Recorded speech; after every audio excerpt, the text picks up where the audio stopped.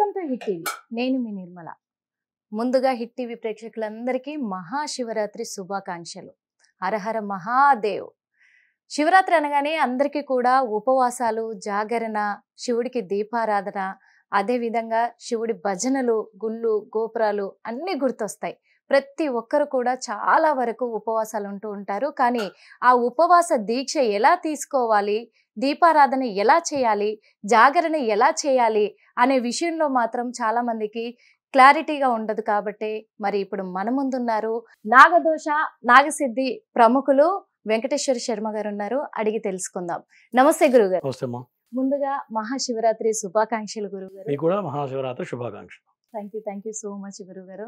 గురుగారు, మహాశివరాత్రి సందర్భంగా ఒక మంచి శ్లోకంతో మొదలు పెడదాం. మరి ధ్యానం వందే శంభవమాపతిం సురగృం వందే జగత్కారణం వందే పన్నగభూషణం మృగధరం వందే పశూనాం పతిం వందే సూర్యశశాంగవన్నినయనం వందే ముకుందప్రియం వందే భక్తజనాశ్రయం చ వరదం వందే శివం శంకరం. వాగర్ధాపివ సంపృక్తౌ ఆగర్ధ ప్రతిపత్తయే జగదః పితరౌ వందే పార్వతీ పరమేశ్వరౌ. శ్రీమాత్రే నమః. శ్రీ గురుభ్యో నమః. గురుగారు, మహాశివరాత్రి అనగానే చాలా మంది కూడా అంటే పెళ్ళైన వాళ్ళు కావచ్చు, పెళ్లి కాని వాళ్ళు కావచ్చు, ఆడవాళ్ళు, మగవాళ్ళు చాలా మంది ఉపవాసం ఉంటారు. ఏ రోజున్నా ఉండకపోయినా ఆ రోజు మాత్రం ఉపవాసాలు ఉంటారు, జాగరణలు ఉంటారు, దీపారాధన అంటారు, గుళ్ళు మాత్రం ఆ రోజు కలకల్లాడిపోతూ ఉంటాయి. కానీ ఆ ఉపవాస దీక్ష ఎలా చేయాలి అనే విషయం పైన క్లారిటీ ఉండదు గురువుగారు. మీరు కొంచెం విన్నవిస్తే చాలా మందికి కూడా తెలుసుకుంటారు. తప్పనిసరిగా అమ్మా. మన హైందవ మతంలో ఋషి పరంపరగా కొన్ని ఆచార వ్యవహారాలు ఉన్నాయి. వాటిల్లో ప్రధానంగా మనం ఏది చేసినా ఋషి ప్రోక్తంగానే చేస్తూ ఉంటాం. అంటే మన ఋషులు ఎట్లా చెప్పారో, ఋషి సంప్రదాయం ఎట్లా పాటించాలని చెప్పారో ఆధారం అక్కడి నుంచి వస్తుంది ఏది చేసినా కూడా. మరి ప్రధానంగా శివరాత్రి, మహాశివరాత్రి రెండు రకాలు ఉన్నాయి. శివరాత్రి అనేది నెలకు ఒక మారు వచ్చేది మాస శివరాత్రి. మహాశివరాత్రి అనేది సంవత్సరానికి ఒక్కసారి వచ్చేది మహాశివరాత్రి. మరి ఈ ఋషి ప్రోక్తంగా పూజకి కొన్ని నియమాలు, ఏ పండగ ఎట్లా చేయాలి, ఏ పండుగలు ఏ విధంగా ఆచారాలు పాటించాలి, దాని విధి విధానాలు ఏంటి అనేది నిర్ణయ సింధు అని ఒక పుస్తకం ఉంది. ఆ నిర్ణయ సింధు పుస్తకంలో ఏ పండగ ఎట్లా చేయాలనేది క్లియర్గా దానికి ఆధారంగా చెప్పి ఉంటుంది అనమాట. ఆ పండగ ఎట్లా ఎందుకు చేయాలనేది కూడా దానికి ఆధారం ఉంటుంది. దాన్ని ఆధారం చేసుకునే మనం ఏ శాస్త్రం చెప్పినా కూడా ఆధారం అది. విశేషం ఏంటంటే మన హైందవ మతంలో ఆధారం లేకుండా ఏది చెప్పడం జరగదు. ప్రతిదానికి ఒక ఆధారం అనేది ఉంటుందన్నమాట. మరి అట్లాగే ఈ మహాశివరాత్రికి ఋషి ప్రోక్తంగా కొన్ని ఆచార వ్యవహారాలు, కొన్ని నియమాలు చెప్పడం జరిగింది. మరి వాటిల్లో ప్రధానంగా ఏంటయ్యా అంటే అర్చన ఒక విధానం. అర్చన, భజన, ధ్యానం. కళ్ళు మూసుకొని కొంతమంది ధ్యానం చేస్తారు, కొంతమంది తపస్సు జపం చేస్తూ ఉంటారు, కొంతమంది అర్చన చేస్తారు, కొంతమంది అభిషేకం చేస్తారు. ఏది చేసినా తప్పు లేదు. మరి మహాశివరాత్రి అనేది సంవత్సరానికి ఒక్క మారు వచ్చేది మహాశివరాత్రి. మళ్ళీ దీంట్లో ఏమనుకుంటాం, జన్మగో శివరాత్రి అని మన పూర్వీకులు అంటూ ఉండేవాళ్ళు. అంటే జన్మగో శివరాత్రి ఎందుకు వస్తుంది? ప్రతి సంవత్సరం వస్తుందిగా. కానీ అంటే కొత్త విషయం చెప్తున్నారు అనిపిస్తుంది గురుగారు. ఎందుకంటే చాలా మందికి తెలియదు జన్మకో శివరాత్రి అనేది. దాని గురించి కొంచెం క్లుప్తంగా. జన్మకో శివరాత్రి అనేది పెద్దవాళ్ళు అంటూ ఉంటారు. జీవించినంత లోపల ఒక్కసారైనా శివరాత్రి గనక దానికి ఉపోషం, ఒక రాత్రి కాలంలో మనం జాగారం గనక చేసినట్లయితే వాడి జీవితం మారుతుంది అని చెప్పి ఈ శాస్త్రం చెబుతూ ఉంది. శివరాత్రి.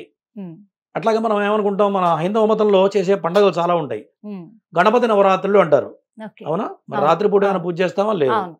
తర్వాత నవరాత్రులు, వసంత నవరాత్రులు, దేవి నవరాత్రులు, మహాశివరాత్రి. అంటే రాత్రి కాలం అనేది పిలవటమే కానీ రాత్రి కాలంలో పూజలు చేసేవి చాలా తక్కువ. ప్రధానంగా గణపతి నవరాత్రులు పగలే పూజ చేస్తాం. మరి అమ్మవారి నవరాత్రులు సాయంత్రం పూట పూజ చేస్తాం. ఒక శివరాత్రికి మాత్రమే లింగోద్భవ కాలంలో అభిషేకం చేస్తాం. మిగతా రోజుల్లో పగలు మాత్రమే చేస్తాం. మరి ఈ పండగలకి, ఈ శివరాత్రికి విశేషం ఏంటి, దాని తేడా ఏంటో ఇప్పుడు మనం తెలుసుకుందాం. ప్రధానంగా రాత్రి అంటే ఏంటి? ఒక చీకట్లో మనం ప్రయాణిస్తున్నాం అనుకోండి, భయం కలుగుతుంది, అవునా? చిమ్మ చీకట్లో ప్రయాణిస్తుంటే ఏం జరుగుతుంది, ఏమైనా తగులుతుందా, ఏదైనా అడ్డం వస్తుందా అని కూడా తెలియదు.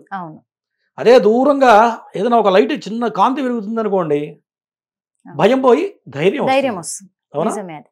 అక్కడ ధైర్యం ఎవరు వస్తుంది. ఉన్నారు అనే ఒక ఇదైతే వస్తుంది. ధైర్యం వస్తుంది. అవును. అదే చీకట్లో ప్రయాణించాలంటే ఎవడూ చేయలేం, చేయలేరు. భయం ఏర్పడుతుంది. భయం అంటే ఏంటి? చీకటి అంటేనే భయం కదా గురువు గారు. భయం అంటే ఏంటి? మృత్యువు. ఉమ్. భయం అంటే మృత్యువు. అవును.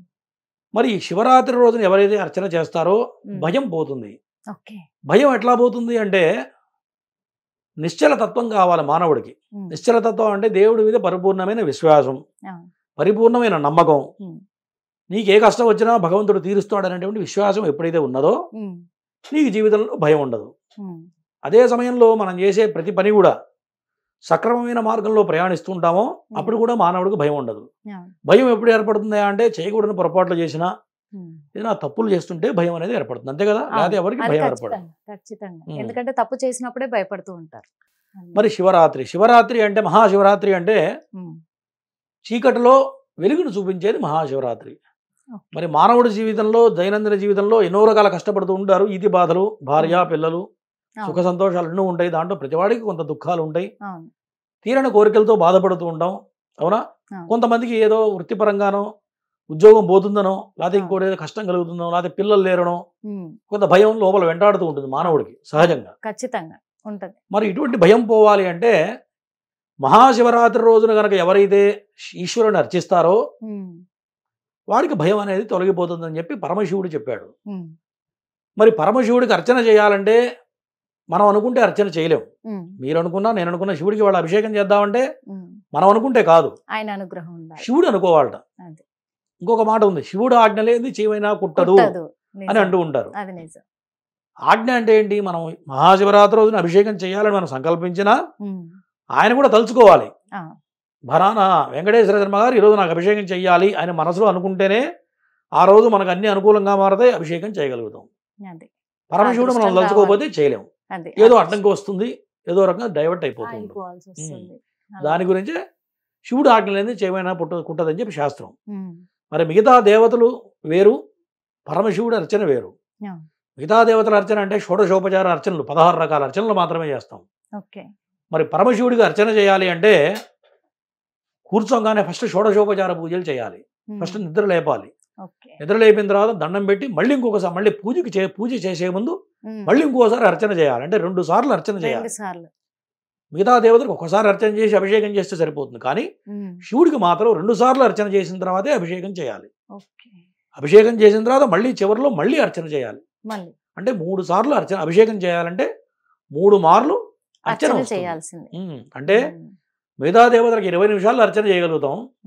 శివుడికి అభిషేకం అర్చన చేయాలంటే కనీసం గంటన్నర పడుతుంది. గంటన్నర.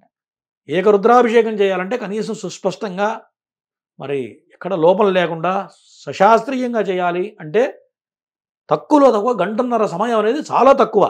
చాలా తక్కువ. తక్కువ అనమాట. ఏదో లాగించాలంటే లాగించడం వేరు, మినిమం గంటన్నర అయితే పడుతుంది. నాకైతే మినిమం గంటన్నర తక్కువ వేరు, మాకు అభిషేకం పట్టదు. మినిమం 2 గంటలు పడుతుంది మాకు ఏకరుద్రాభిషేకం అంటే. కానీ ఏ దేవునికైనా గానీ అంత లైట్ గా అంత సమయం తీసుకున్నా పట్టదు. కానీ శివుడు అంటే అందరికి అంతే రేంజ్ లో భక్తి ఉంటది, అంతే రేంజ్ లో భయం ఉంటది. భయం ఉంటుంది.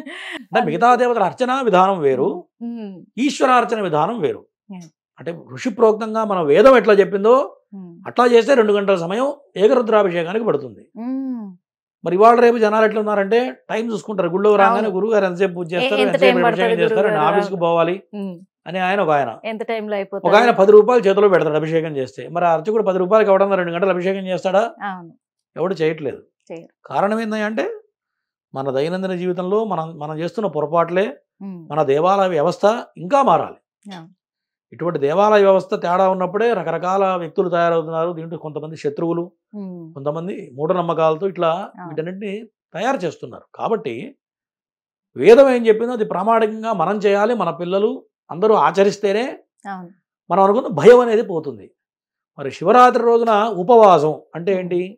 ఉపవాసం. అంటే దగ్గరగా ఈశ్వరుడి దగ్గరలో ఉండటం అనేది ఉపవాసం. మనకి జ్ఞానేంద్రియాలు 5 రకాలు ఉన్నాయి. కళ్ళు దేనికి పనికొస్తాయా అంటే శివుడి నాట్యం చూసినా, శివుడిది ఏదైనా మనం చిత్రం చూసినా, శివుడి విగ్రహం చూస్తే కూడా పరమానందం కలుగుతుంది. అవునా? ఖచ్చితంగా. తర్వాత బ్రాహ్మణ వేదం చెప్తుంటే అదొక ఆనందం కలుగుతుంది. చేతులతో అభిషేకం చేస్తే అదొక పరమానందం కలుగుతుంది. ఖచ్చితంగా ఉంటుంది. ఎవరన్నా భజన చేస్తుంటే అదొక ఆనందం కలుగుతుంది. ఇట్లా పరిపిన విధానాలు ఉన్నాయి. ఈ భక్తిలో పలు విధాలు ఉన్నాయి. అవును. ఏది చేసినా తప్పు లేదు. కానీ తప్పనిసరిగా శివరాత్రి రోజున ఉపవాసం ఉండాలి. అంటే ఉదయం నుంచి ముందు రోజు తెల్లవారుజామున బ్రహ్మముహూర్తంలో ప్రారంభం చేయాలి. బ్రహ్మముహూర్తం అంటే కనీసం 2 గంటల నుంచి 3 గంటల లోపల ఉన్న 2:30 లోపటే బ్రహ్మముహూర్తం అంటాం. తెల్లవారుజామున 2 గంటల నుంచి శివనామస్మరణ చేయాలి. ఎవరు కూడా ఏది పిచ్చి మాటలు కానీ, సినిమాలు చూడటం కానీ, సెల్ ఫోన్ చూడటం కానీ, పోచుకోలు కబుర్లు ఆ అమ్మ ఇట్లా ఉంది, ఈ అమ్మ ఇట్లాంటి విషయాలు మాట్లాడకుండా పంచాక్షరి జపం అంటాం. ప్రణవ పంచాక్షరి జపం అందరికీ తెలిసిందే. అది ఓం నమ శివాయ అనేది ప్రణవ పంచాక్షరి జపం. ఓం నమ శివాయ జపం చేసుకుంటూ భగవంతుడి మీదే, పరమేశ్వరుడి మీదే మనసు భక్తి పెట్టి లగ్నం చేసి పగల మొత్తం ఉపవాసం ఉండి రాత్రి కాలంలో అభిషేకం చేయాలి. గురువుగారు మరి మిగతా దేవతలకు పగలు చేస్తాం, బ్రహ్మముహూర్తంలో చేస్తున్నాం కదా, రాత్రిపూట అభిషేకం ఎందుకు చేయాలి అంటే ఈశ్వరుడు లింగరూపం ధరించిన సమయమే అర్ధరాత్రి సమయం. మన సృష్టిలో ఇద్దరు మాత్రమే అర్ధరాత్రి పూట జన్మించారు. ఎవరయ్యా అంటే శ్రీకృష్ణ భగవానుడు. శ్రీకృష్ణ భగవానుడు శ్రావణ మాసంలో బహుళ పౌర్ణమి తర్వాత వచ్చిన అష్టమి రోజున జన్మించాడు. ఎప్పుడు జన్మించాడు? అర్ధరాత్రి జన్మించాడు. అంటే రాత్రి సమయంలో జన్మించి మానవుడికి భగవద్గీత బోధించాడు. అవునా? అంటే ఒక భగవద్గీత కనుక చదివినట్లయితే ఎవరైనా సరే ఎవరితో ఎట్లా ప్రవర్తించాలి, ఎవరితో ఎట్లా మాట్లాడాలి, ఏది మంచి ఏది చెడు, ఎవరెట్లాంటి వాడనే తెలియాలి అంటే భగవద్గీత కనుక సాధన చేసినట్లయితే నీకు ఎటువంటి కష్టం వచ్చినా భగవద్గీత చదివితే దాంట్లో మనకు ఆన్సర్ దొరుకుతుంది. ఏ కష్టం వచ్చినా సరే మానవుడు అనేవాడికి. మరి జ్ఞానబోధన చేసిన వాడు భగవద్గీత శ్రీకృష్ణ పరమాత్ముడు ఎప్పుడు చేశాడు? రాత్రి కాలంలో అర్ధరాత్రి పూట చేశాడు ఆయన. మరి దానివల్ల ఎంతో మంది జ్ఞానాన్ని పొందుతున్నాం. అవునా? మరి ఆయన శ్రావణ మాసం అంటే ఉత్తరాయణ పుణ్యకాలంలో, ఆయన దక్షిణాయన పుణ్యకాలంలో ఆయన జన్మించాడు. కరెక్ట్గా 6 మాసాలు. శ్రావణ మాసం నుంచి మాఘమాసం వచ్చేటప్పటికి 6 మాసాల్లో మరలా పరమశివుడు భూమి మీద కాలు పెట్టాడు. శివరాత్రి రోజున ఈయన కూడా అర్ధరాత్రి పూటే భూమి మీద కాలు పెట్టిన సమయం. దాన్ని లింగోద్భవ కాలం అంటారు. తర్వాత లింగోద్భవ కాలం అంటే పరమేశ్వరుడు జ్యోతి స్వరూపంలో ఉంటాడు. దీంట్లో ఒక శ్లోకం ఉంది. ఆపాతాళ లభస్థళాంద భువన బ్రహ్మాండమా విస్ఫురత్ జ్యోతిస్ఫాటికలింగమౌళి విలసత్పూర్ణేందువాందామృతై హస్తోకాప్లుతమేకమీశ మనిషం రుద్రానువాగాంజమన్ ధ్యాయేదీప్సిత సిద్ధయే ధ్రువపదం విప్రోభిషించేత్ శివం అని ఒక శ్లోకం ఉంది. పరమేశ్వరుడు ఎట్లా లింగరూపం ధరించాడంటే పాతాళం నుంచి ఆకాశం వరకు లింగరూపం ధరించాడట. అంత పెద్ద ఆకారంలో ఆయన భూమి మీద కాలు పెట్టాడట. పాతాళం మన భూమి కన్నా కింద పాతాళ లోకం ఉంది.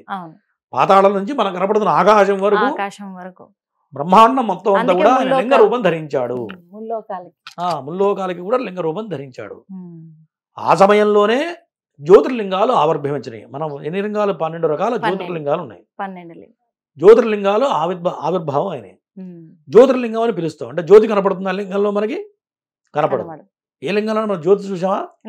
లేదు. అంటే ఎవరైతే జ్యోతిర్లింగ దర్శనం చేస్తారో వారు అనుభవించిన పాపాలు, ఏదైతే రకాల ఇబ్బందులు, ఈతి బాధలు పడుతున్నామో ఆ ఇబ్బందుల నుంచి బయటపడేసేవాడే ఈ జ్యోతిర్లింగ దర్శనం, జ్యోతిర్లింగ స్వరూపం.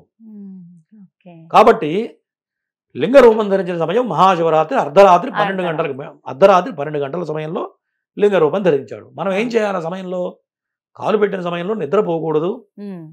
ఆయన కోసం ఎదురు చూసి అర్ధరాత్రి లింగోద్భవ కాలంలో అభిషేకం చేయాలి. ఎవడైతే పగల మొత్తం ఉపవాసం ఉండి అర్ధరాత్రి పూట లింగోద్భవ కాలంలో అభిషేకం చేస్తాడో వాడి కర్మ మొత్తం కూడా తొలగిపోతుంది.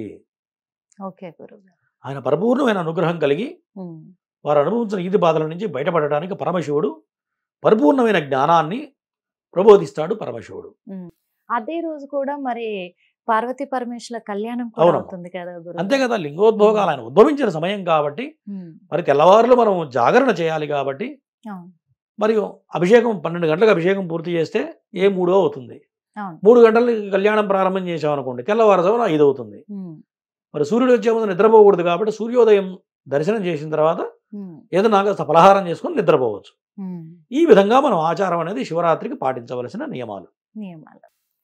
అది ఇప్పుడు చాలా మంది కూడా జాగరణ ఒక రకంగా చేస్తున్నారు గురుగారు. అంటే ఇప్పుడు ఆరోగ్య సమస్యలు ఉన్న వాళ్ళకి దేవుడేమో నాకు ఉపవాసం ఉండండి, మొత్తానికి తినకుండా ఉండి ఉపవాసం చేయాలని దేవుడు చెప్పలేదు. వాళ్ళు ఓకే, నార్మల్ గా ఉన్న వ్యక్తులు, ఇప్పుడు అన్ని రకాలుగా ఆరోగ్యవంతులైన వ్యక్తులు కూడా నైట్ 12 గంటల వరకే చేస్తే చాలు జాగరణ, అంతకు మించి మేము చెయ్యలేము అని అంటున్నారు.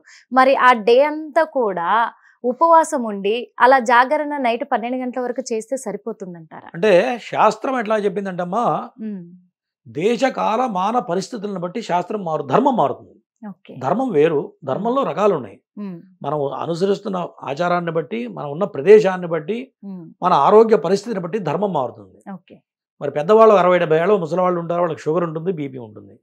వాళ్ళు ఏం తినకపోతే పడిపోతే హాస్పిటల్కి పరిగెత్తాలి, మనం కూడా ప్రశాంతంగా పనిచేయలేం. అటువంటి వాళ్ళు ఫలాలు తీసుకోవచ్చు, పండ్ల రసాలు తాగవచ్చు, అటువంటి వాటితో ఉండవచ్చు. లేదు అది కూడా తింటే మాకు సరిపోదు అంటారు, ఏకభుక్తం అంటారు. ఒకటేసారి భుజించాలి, ఒకసారి ఇంత తింటావా ఇంత తింటావా అని ఇష్టం. ఏకభుక్తం చేసి కూడా ఆచరించవచ్చు. ఎవరు? ఓపిక లేని వాళ్ళు, చేతకాని వాళ్ళు. మరి చేత కాదు కదా అని మొత్తం వదిలేయకూడదు, ఏకభుక్తం చేసి ఆచరించవచ్చు. మరి చిన్నపిల్లలు అలవాటు లేని వాళ్ళు ఉంటారు, వాళ్ళు ఏదైనా ఫ్రూట్ జ్యూస్ లాంటివి చేసి కూడా ఆచరించవచ్చు.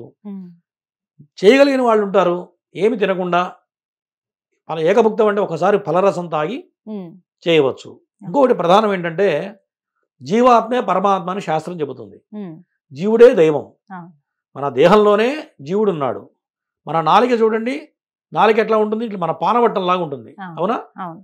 పైనుంచి మనకి కొండ నాలిక ఉంటుంది, అవునా? పైనుంచి ఏం ఊరుతుంది? లాలాజలం ఊరుతుంది. ఆ లాలాజలం ఊరకపోతే మనిషి అనేవాడు బ్రతుకుతాడా? అసలు బతకడు కదా. ఆ పైన లాలాజలమే పరమేశ్వరుడు, కింద నాలికనే అమ్మవారు. అంటే నీలోనే పరమాత్మ ఉన్నాడు. నువ్వేం తినకుండా చేస్తానంటాడు. నిజంగా ఆ లాలాజలం పరమేశ్వరుడు కనుక ఆ లాలాజలం మానవుడికి ప్రసాదించకపోతే నువ్వు బ్రతుకుతావా? అసలు బ్రతకలే.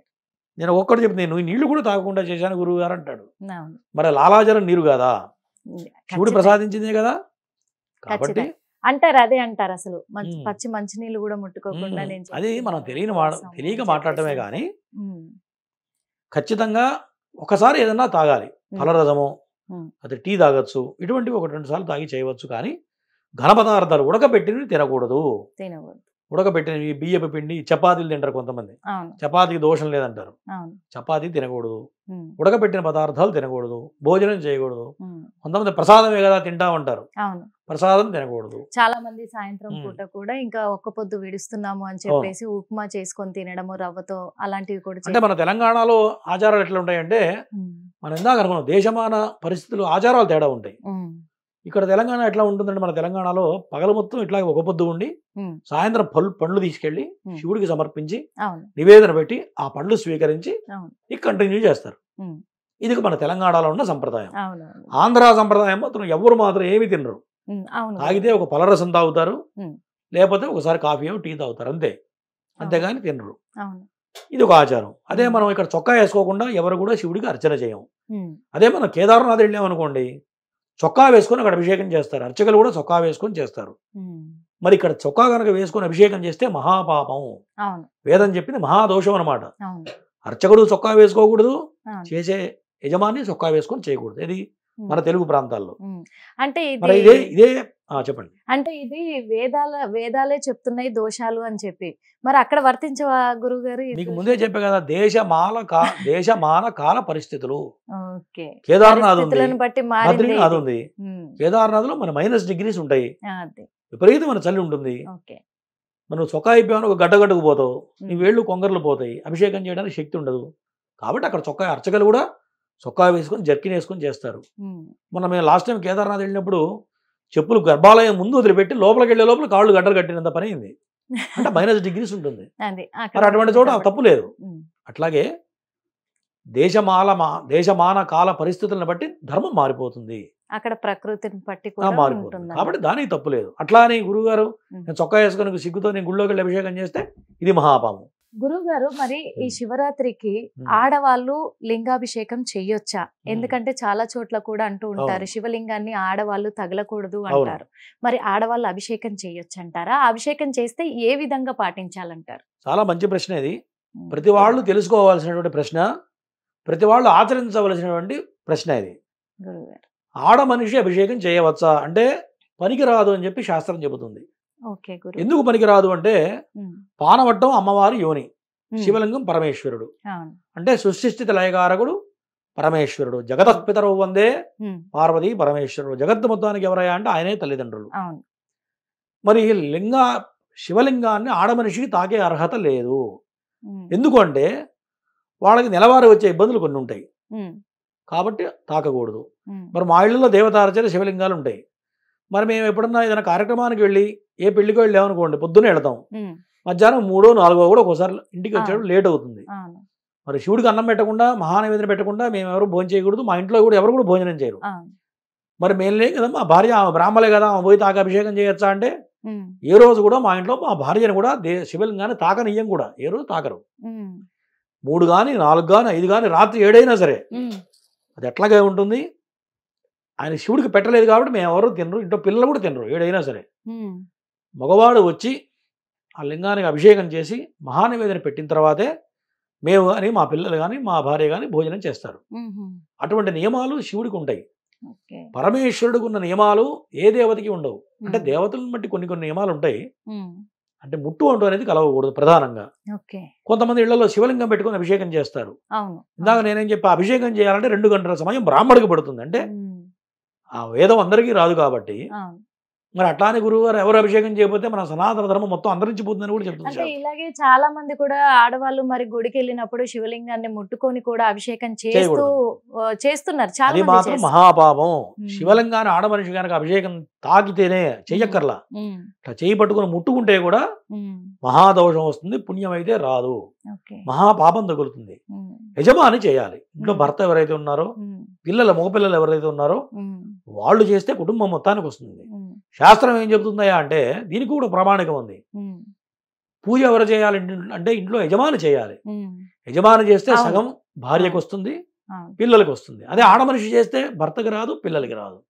అది శాస్త్రం. అది మరి చాలా ఇళ్లలో ఆడవాళ్ళే పూజలు చేస్తూ ఉంటారు కదా గురుగారు. అంటే పూర్తిగా వదిలిపెట్టే కన్నా దైవ బలం కావాలి కాబట్టి చేయాలి. దేవుడికి పూజ ఎందుకు చేయాలి అంటే మానవ సేవే మాధవ సేవ. కొంతమంది ఎట్లా ఉంటారంటే దేవుడికి పూజ చేయని గురువు గారు 10 మందికి సహాయం చేస్తా అంటాడు, తప్పు లేదు, అది మాధవ సేవ. ఇందాక మనం అనుకున్నాం మనిషిలోనే దేవుడు ఉన్నాడు అనుకున్నాం. నువ్వు ఏ పొరపాటు చేయకుండా, ఏ తప్పు చేయకుండా, ఒక జీవికి అపకారం చేయకుండా, ఒక జీవిని చంపకుండా ఉంటూ 10 మందికి సహాయం చేస్తూ పూజ చేయకుంటే కూడా పరమేశ్వరుడికి పూజ చేసినటువంటి ఫలితం వస్తుంది. అటువంటి వాళ్ళు చేయకపోయినా తప్పు లేదు. అప్పుడు ఆడమనిషి చేసినా కూడా తప్పు లేదు. కానీ యజమాని మాత్రమే చేయాలి. అదే చాలా గుళ్ళల్లో కూడా మరి పంతుల్లే పూజారులే ఉండి కూడా అభిషేకం చేసేటప్పుడు దంపతులను కూర్చోబెట్టి ఆ భర్త చేయి పట్టుకొని నువ్వు కూడా అభిషేకం చేసినట్టే అమ్మా చేయి పట్టుకో అని చెప్తూ ఉంటారు. అదే చెప్తున్నానమ్మా. ఇవాళ దేవాలయాలు ఎట్లయిపోయినాయి అంటే కొంత వ్యాపార సంస్థలుగా మారిపోయినాయి. అవునా? ప్రతి దేవాలయంలో ఒక 14 హుండీలు, కానుకలు హుండీలోనే వేయవలను, రసీదు తప్పనిసరిగా తీసుకోవాలని అంటారు. పూర్వకాలంలో ఎట్లా ఉండేది, అర్చకుల పరిస్థితి ఎట్లా ఉండేదంటే టికెట్లు ఉండేవి కాదు, ఉండే హుండీ ఉండేది. అప్పుడు పాతకాలంలో హుండీలు కూడా లేవు. ఏది చేసినా అర్చకుడికి వాళ్ళ తోచిన శక్తి మేర 50, 100 ఇచ్చి దండం పెట్టేవాళ్ళు. ఆ రోజులు పిచ్చి రోజులు కాబట్టి డబ్బు లేకపోయినా బియ్యం ఇచ్చినా కూడా అర్చనలు చేసేవాళ్ళు. ఎందుకంటే అప్పట్లో ఇంత ధనం జనరేట్ కాలేదు, ఇంత ధనం అవసరం లేకుండే. కుటుంబం కడిస్తే గొప్పగా ఉండేది. ఆ కాలం వేరు, ఈ కాలం మనీ జనరేట్ ఎక్కువైపోయింది, ధనం లేని నడవని పరిస్థితి వచ్చేసింది. ఎప్పుడైతే ధనం జనరేట్ అయిందో గుళ్ళు వ్యాపార సంస్థలుగా మారినాయి. పూర్వకాలంలో దేవాలయాలు ఎట్లా ఉండేవంటే ధర్మ కార్యాలు చేసేవాళ్ళు, దైవ కార్యాలు చేసేవాళ్ళు. ప్రతి సంవత్సరం వర్షాలు పడకపోతే సహస్ర ఘటాభిషేకం చేసేవాళ్ళు. మీకు తెలుసో తెలియదు, 1000 కుండలతో వర్షాకాలం వర్షాలు పడకపోతే మట్టి కుండలు 1000 కుండలతో ఊర్లోని బ్రాహ్మణులందరూ కలిసి, ఊర్లో పెద్దలందరూ కలిసి అందరూ సహాయం చేసి గోడ కట్టి, గర్భాలయానికి గోడ కట్టి 1000 బొంగలతో 1000 మట్టి కుండలతో అభిషేకం చేస్తే సాయంత్రం 7 కుంభవృష్టి కురిసేది. ఇది ధర్మకార్యం. ఇప్పుడు ఎవరన్నా చేస్తున్నారా? ఇప్పుడు అంత ఓపిక ఎక్కడ ఉంది? ఊళ్ళో నాలాంటి వాడు అభిషేకం చేస్తే ఊళ్ళో ధర్మకర్త చేయిస్తాడా? మీరే వచ్చారనుకోండి, అభిషేకం 2 గంటలు చేయించారనుకోండి, అయ్యగారు 2 గంటల అభిషేకం ఎందుకు చేయించావు నన్ను అడుగుతాడు ఆయన. 2 గంటలు చేయించా కాబట్టి 1000 రూపాయలు టికెట్ కట్టమంటాడు. మరి అర్చకుడి పరిస్థితి ఆ చేతిలో ఏమైనా ఉందా? ధర్మకర్త గుడి ఆలయ కమిటీ ఏది చెప్తే అది అర్చకుడు చేయాలి. ఇవన్నీ కూడా పాపాలు. అవును. ఈ పాపాల వల్లే మన యొక్క హిందూ ధర్మం నాశనం అయిపోతుంది. ఓకే గురు. హిందూ ధర్మం నాశనం అయిపోతుంది కాబట్టి ఇప్పుడు మన చిలుకూరు బాలాజీ టెంపుల్ ఉంది. ఆయన ఏం చేశారు, ఉండి లేకుండా చేస్తున్నారు. ఓకే, మంచి పనే చేశారు. అవును. మరి దాన్ని పక్క నుంచి ఎంతోమంది వక్రీకరించి మాట్లాడుతున్నారు. ఉమ్. ఆ విధంగా అన్ని దేవాలయాలు కావాలి. అవును గురు. ఏ దేవాలయం, ప్రతి దేవాలయం కూడా ఇది మన దేవాలయం ఉమ్. అని చెప్పి వెళ్ళి అర్చకత్వం పూజ చేసుకునేటువంటి శక్తి రావాలి. అవును. అప్పుడే హైందవ మతం నిలబడుతుంది. ఇప్పుడు చూడండి, పాస్టర్ మన చర్చికి వెళ్ళామనుకోండి, 10వ వంతు దానం చేస్తున్నారు. అవునా? అవును. చర్చిలో ఫాదర్కి 10వ వంతు ఇచ్చేస్తారు. అవును. డైరెక్ట్ ఫాదర్కే ఇస్తారు. అవును గురు. వాళ్ళు పాటిస్తున్నారు. మనం ఏమైనా ఇస్తున్నాం 10వ వంతు? ఎవరన్నా లేదు. మన హిందూ ధర్మంలో 10వ వంతు అర్చకుడికి ఇచ్చేవాడిని ఒకటి చూపించండి, బ్రాహ్మడికి ఇచ్చేవాడిని. అవును. అవునా? అవును. దేవాలయానికి కూడా ఇవ్వరు, కనీసం అర్చకుడికి కాదు, దేవాలయానికి కూడా ఖర్చు పెట్టరు. అవును. అవునా? అవును. అట్లాగే ముస్లిం మతంలో వాళ్ళు ఖచ్చితంగా 30% దానం చేస్తారు. ముస్లిం మతంలో ఉమ్. మనం చేస్తున్నామా? ఇదంతా చూసి ఏం పెట్టారంటే ట్యాక్స్ పెట్టారు మన వాళ్ళు. అవును. పోనీ ప్రభుత్వాలు ఏమైనా చేస్తున్నాయా అంటే ప్రభుత్వాలు కూడా ఏం చేయట్లేదు. ఉమ్. ఆ ప్రభుత్వాలు కూడా వేరే అవసరాలకు వాడుతున్నాయి తప్ప ఉమ్. ధర్మాన్ని కాపాడట్లేదు, ధర్మాన్ని ఆచరించట్లేదు. ఇవాళ కొన్ని చోట్ల గోవులు రోడ్డు మీద చెత్త, ఆకులు, అవునా, క్యారీ బ్యాగులు తింటున్నాయి. అవును. ఎన్నో గోవులు చనిపోతున్నాయి. అవును. మన హిందూ దేవాలయాలు వాటికి వచ్చే ధనం ఏం చేయాలంటే గో సంరక్షణ చేయాలి, ఉమ్. ఇటువంటి దేవాలయాల పోషణ చేయాలి, ఉమ్. బ్రాహ్మణ పోషణ చేయాలి, వేద పోషణ చేస్తే హిందూ ధర్మం నిలబడుతుంది తప్ప మాటలు చెప్తేనో కమర్షియల్గా టికెట్లు పెడితేనో హిందూ మతం నిలబడదు. మరి ఇటువంటి మతం నిలబడాలంటే అందరూ దీనికి సహకరించాలి. మన హిందూ మతంలో ఉన్న వాళ్ళు ప్రతి వాళ్ళు కూడా సహకరించాలి. అప్పుడే హిందూ మతం నిలబడుతుంది, ఈ శాస్త్రం కాపాడబడుతుంది. శాస్త్రం ఎట్లా చెప్పిందో అప్పుడు ఆచారానికి అలవాట్లు అవుతుంది జనాలకి. ఇది ఎప్పుడైతే కాదో హిందూ మతం రాను రాను తగ్గిపోతూనే ఉంటుంది. ఇది ఆధారం, దీన్ని ఎవరూ గుర్తించట్లేదు. ఇప్పుడు ఆడవాళ్ళు శివలింగాన్ని తగలకూడదు అని అంటున్నారు కదా గురువు గారు. అంటే చెప్పారు ఎందుకు తగలకూడదో కూడా క్లియర్ గా చెప్పారు. కానీ ఆడవాళ్ళు ఒకవేళ శివలింగాన్ని ముట్టాలి అంటే ఎలాంటి శివలింగాలను తగలొచ్చు అంటారు? ఇది చాలా మంచి ప్రశ్న గురువు గారు. ఇందాక మనం అనుకున్నాం 12 జ్యోతిర్లింగాలు అనుకున్నాం. అవును. జ్యోతిర్లింగాలు ఎట్లా ఆవిర్భించినాయి అంటే లింగోద్భోగాలంలో మహాశివరాత్రి రోజున భూమి మీద కాలు పెట్టాడు అనుకున్నాం మనం. అవును. ఆ కాలు పెట్టిన స్థానాలే 12 జ్యోతిర్లింగాలు. అంటే మిగతా దేవాలయాలన్నీ ఎట్లా వచ్చినాయా అంటే ఎవరో మానవుడు ప్రతిష్ఠ చేసినటువంటి దేవాలయాలు. అవునా? మీ ఇంటి పక్కన శివాలయం ఉందనుకోండి, ఎవరో మీ నాయనో మీ తాతో ఎవరో పక్కనింటి వాళ్ళు ఎవరో ప్రతిష్ఠ చేస్తారు. కానీ జ్యోతిర్లింగాలు మాత్రం వాటంతట అవే ఆకాశం నుంచి భూమి మీదకి ఏర్పడ్డాయి. అంటే శివుడే ప్రతిష్ఠ తెప్పించాడు భూమి మీదకి. అవి తాకవచ్చు, వాటికి దోషం లేదు. అవి తాకొచ్చు, మానవ ప్రతిష్ఠ కాదు కాబట్టి, శివుడు ప్రసాదించిన లింగాలు కాబట్టి అవి తాకితే దోషం లేదు. మనం శ్రీశైలం పోతాం. అవునా? శ్రీశైలం పోయి అందరం తాకుతున్నాం. ఇప్పుడు కాదు, ఎప్పటి నుంచో ఉన్నటువంటి ఆచారం అది. మరి గురువుగారు మరి ఇక్కడ లింగం తాగద్దన్నారు, అక్కడ లింగం ఎందుకు తాకాలి అంటే దీనికి ఉన్న తేడా అదే. జ్యోతిర్లింగాలకి దోషం లేదు. పైగా మిగతా జ్యోతిర్లింగాల ఆచారం వేరు, శ్రీశైలంలో ఉన్నటువంటి ఆచారం వేరు. అవునా? శ్రీశైలంలో విశేషం ఏంటంటే మనం స్నానం చేయకుండా ఎంత దూరం నుంచి ప్రయాణం చేసినా, మరి కాలకృత్యాలు చేసుకోకుండా, అవునా, బాత్రూమ్కి వెళ్ళినా వాష్రూమ్కి వెళ్తే కూడా కాళ్ళు కడుక్కోకుండా పోయి శివుణ్ణి తాకాలని శాస్త్రం. అక్కడ శ్రీశైలంలో కాళ్ళు కడుక్కోకుండా పోయి శివుని డైరెక్ట్ పోయి తాకాలి. శివుణ్ణి అంటే ఏంటి ఆ ప్రత్యేకత ఏంటి గురు? దాన్ని ధూళి దర్శనం అంటారు. ధూళి దర్శనం అంటే ఏంటంటే నువ్వు కారు దిగగానే ఈ కిలోమీటర్ ప్రయాణించరండి, మీరు తినండి, తాగండి, ఓకేనా, భోజనం చేయండి, యూరిన్కి వెళ్ళండి, కాళ్ళు కడుక్కోకుండా సీదాపై దేవుణ్ణి తాకి దండం పెట్టాలి. ఒక్క శ్రీశైలం మల్లన్నకే ఈ ఆచారం ఉంది. దాన్నే ధూళి దర్శనం అంటారు. మరి ఏదే ఉండనట్ట పోయి తాకి ఆచారం ఎక్కడన్నా ఎవరన్నా ఏ శాస్త్రంలో చెప్పిందా? లేదు, అసలు లేదు. శ్రీశైలంలో మాత్రం ఉంది. నేను కూడా చాలా సార్లు చూశాను. ఏంటి ఇలా వచ్చారు అని అంటే అది ధూళి దర్శనము అని చెప్పేసి చాలా విశేషం. శ్రీశైలం మల్లన్నకున్న విశేషం మీకు జ్యోతిర్లింగాలు ఎక్కడ లేదు. అంటే అసలు దాని ప్రత్యేకత ఏంటి? ధూళి దర్శనం ప్రత్యేకత. ధూళి దర్శనం అంటే ఇప్పుడు తండ్రి ఉన్నాడు, తండ్రి కొడుకు ఉన్నారండి. తండ్రి ఎవరితో ఇట్లా మాట్లాడుతూ ఉంటాడు. అవును. పిల్లవాడు ఎక్కడో ఉద్యోగం చేస్తూ ఒక 6 నెలల తర్వాత సంవత్సరం తర్వాత చెప్పకుండా వస్తాడు. చెప్పకుండా స్నానం చేయకుండా ఏదో విడిచిన బట్టలతోనే తల దూకొని మట్టి పట్టిన బట్టలతో వచ్చి వాటేసుకున్నాడు అనుకోండి తండ్రిని. కొడుకు వచ్చి సడన్ గా సర్ప్రైజ్ గా చిచ్చిపో ఎందుకు వచ్చారో తాగేమంటాడా తండ్రి? అన్నాడు. అసలు ఇది కూడా అంతే. అంటే శ్రీశైలం మల్లన్న జగతః పితరో వందే పార్వతీ పరమేశ్వరం అని జగత్తు మొత్తానికి తండ్రి రూపంలో మల్లికార్జున స్వామి శ్రీశైలంలో వెలసి ఉన్నాడు.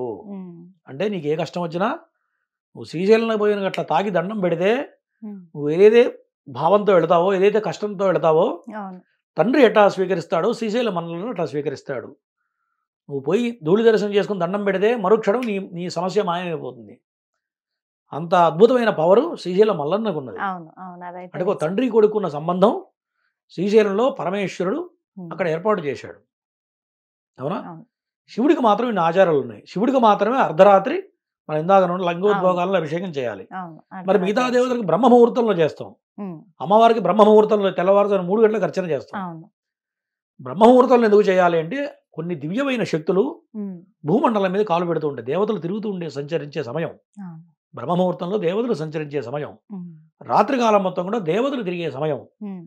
సూర్యోదయం తర్వాత మానవులు రాక్షసులు తిరిగే సమయం కాబట్టి బ్రహ్మ ముహూర్తంలో చేయడం వల్ల మంచి మంచి ఫలితాలు వస్తాయి. అంతే. అందుకే బ్రహ్మ ముహూర్తంలో కూడా కార్తీక మాసం అంతా కూడా బ్రహ్మ ముహూర్తంలో దీపం వెలిగించుకుంటే అవును. చాలా మంచిది అని అంటారు. కాబట్టి తలస్నానం ఆచరించి జ్యోతిర్లింగాలు ఎవరైనా ఆడవాళ్ళు కూడా తాకవచ్చును.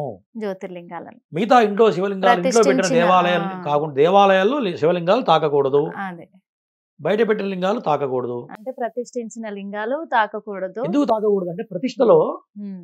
షోడశ కళలు ఆవాహన చేస్తారు. 16 రకాల కళలు ఆవాహన చేస్తారు. ఆ. గర్భాలయం ఎట్లా ఉంటుంది మీరు చూసారో లేదు. గర్భాలయ నిర్మాణం ఎట్లా ఉంటుందంటే రాతి గోడలతో కడతారు. అవును. అవును గురు. చిన్న హోల్ కూడా ఉండదు. అవును గురు. మరి తలుపులకు కూడా హోల్ ఉండదు. ఉమ్. కొన్ని గుళ్ళల్లో చూసారో లేదు తలుపులకు హోల్స్ ఉంటాయి. ఉంటాయి. బెల్స్ కడతారు. అవును. దానికి దీనికి తేడా ఏంది? కొన్ని దేవాలయాల్లో బయట శివలింగం పెడతారు. ఉమ్.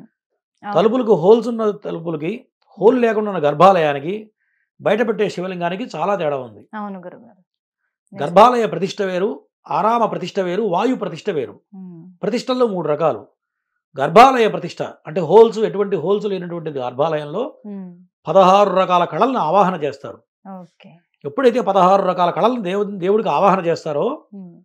ప్రతిష్ట సమయంలో కలశం పెట్టి కలశం నుంచి ఒక దారం వేసి ఉమ్. డైరెక్ట్ శివలింగానికి సూత్రం వేస్తారు. అవును. మన ధ్వజస్తంభం నుంచి సీదా తీసుకెళ్లి గర్భాలయంలో శివలింగానికి సూత్రం వేస్తారు. ఓకే గురు. కలశంలో ఉన్నటువంటి శక్తిని 16 రకాల కళల్ని లింగానికి ఆవాహన చేస్తారు. ఉమ్. ఎప్పుడైతే 16 రకాల కళలను ఆవాహన చేస్తారో ఎవరు పడితే వాళ్ళు ఎట్లా పడితే అట్లా నియమనిష్టం లేకుండా లింగాన్ని తాకకూడదు.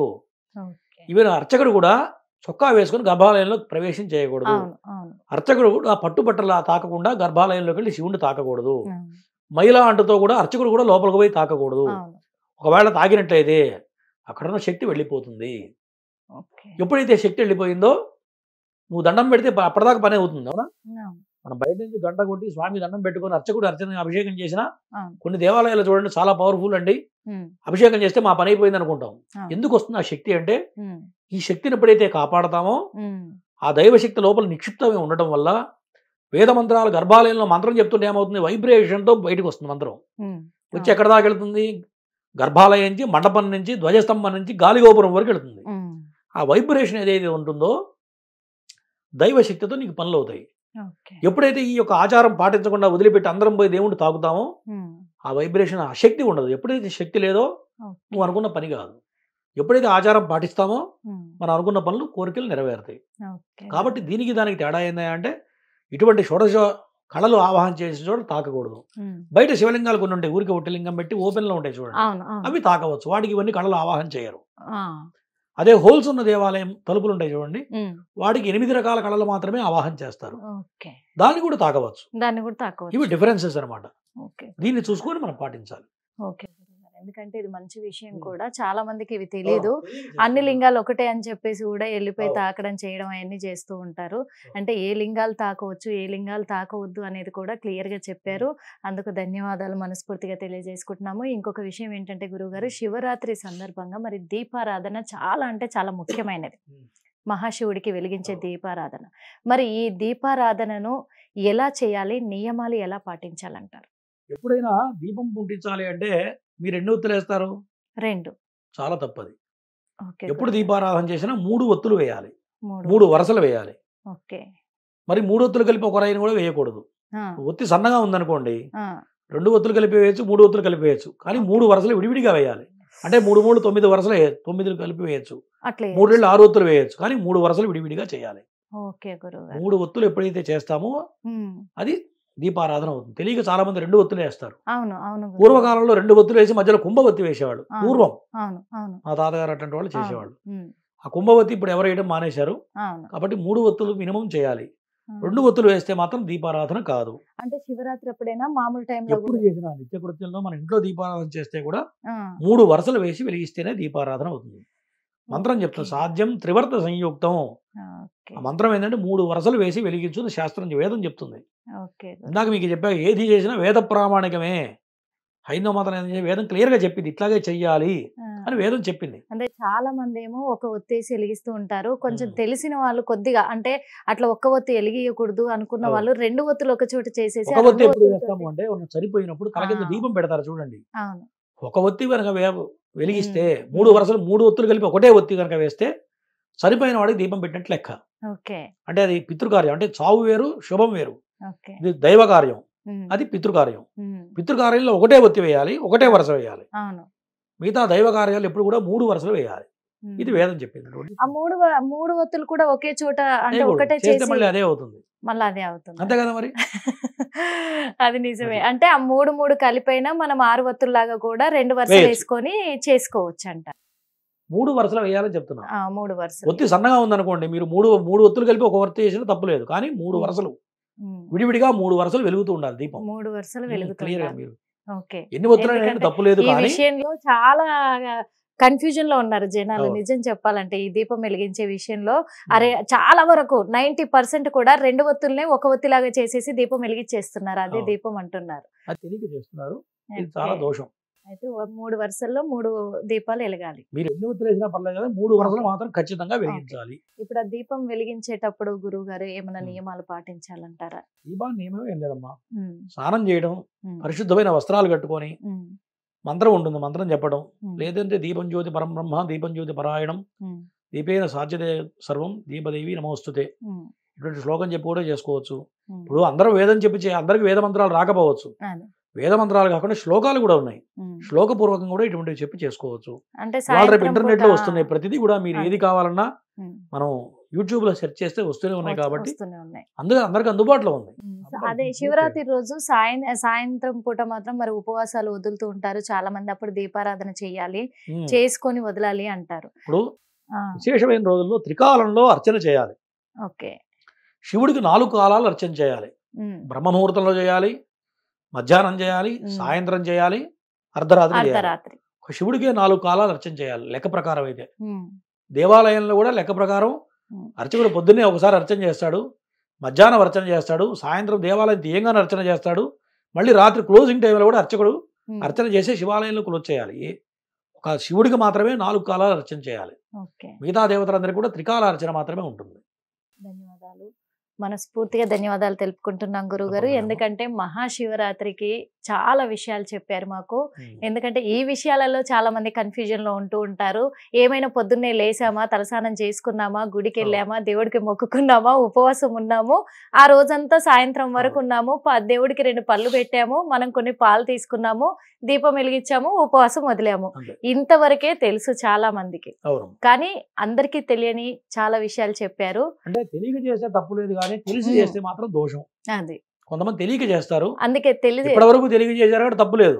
అవును. తెలిసి విన్న తర్వాత తప్పు చేస్తే మాత్రం దోషం. అంతే కదా. అది నిజమే కదా గురువు గారు. అందుకే తెలియని వాళ్ళు చాలా మంది కూడా ఇప్పుడు తెలుసుకొని ఆచరించే అవకాశం కూడా దక్కింది. కాబట్టి మా హిట్ టీవీలో ఇవన్నీ కూడా క్లియర్ గా చెప్పినందుకు మీకు మనస్ఫూర్తిగా ధన్యవాదాలు తెలియజేస్తున్నాం. మరోసారి మహాశివరాత్రి శుభాకాంక్షలు గురువు గారు. మీకు కూడా మహాశివరాత్రి శుభాకాంక్షలు. చూసారు కదా మరి. ఎందుకంటే మహాశివరాత్రి రోజున అంటే ఆ శివుడు ఉద్భవించిన గడియలు అర్ధరాత్రి గడియలు కాబట్టి అప్పుడే శివలింగానికి అభిషేకాలు జరిపించుకోవడం అనేది చాలా ఉత్తమమైన అదృష్టంగా కూడా వహించాలి. అదే కాకుండా మరి అర్ధరాత్రి సమయంలోనే అదే రోజు శివపార్వతుల కళ్యాణం కూడా జరుగుతుంది. కాబట్టి ఆ కళ్యాణాన్ని కూడా కన్నుల విందుగా వీక్షించడం అనేది పూర్వజన్మ సుకృతం అని కూడా చెప్పుకుంటారు. కానీ ఉపవాస దీక్ష, అలాగే స్నానం ఆచరించే పద్ధతి, దీపారాధన, ఈ జాగరణ చేసే విధానం కూడా ఎలా చేయాలి అని మనకు గురువు గారు చాలా చక్కగా వివరించారు. కాబట్టి ఇక మీదట ఇప్పుడు మహాశివరాత్రి, ఈ శివరాత్రి నుంచి పాటించే వాళ్ళందరూ కూడా ఈ